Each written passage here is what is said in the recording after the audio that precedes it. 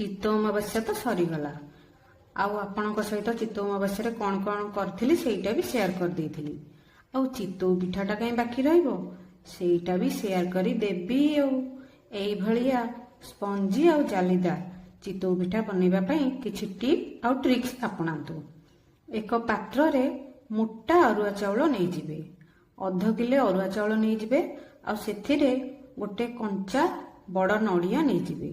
जदि छोट हला गोटे नड़िया आउ गोटे नड़ियार फाळ एइटा हला माप। अध किले अरुआ चाउल रे गोटे बड़ नड़िया आउ चाउल भिजै देई सेथिरे टिके 1 चामच बिरी डाली पकई देइथिली। चित्तौ पिठा भल स्पंजी हबो आउ कढ़ई रे लाखिबनी। राति तो चाउल भिजिया काम सरी जाइथिला। मु 2टा नड़िया नहीं जाइथिली। गोटे नड़िया नड़िया पुर पई कोरी देइथिली आउ गोटे नड़िया कोरी देइथिले चित्तौ पिठा पई। मु चाउल रे गोटे नड़ियार कोरा चाउल रे भल भाबे मिसई देई ताकू गोळी देइथिली। तापरे गोटे ग्राइंडर जार रे टिके पानी देई ताकू भल भाबे फाइन पेस्ट करी बाटी दबा जेंती खदड़ न रुहे।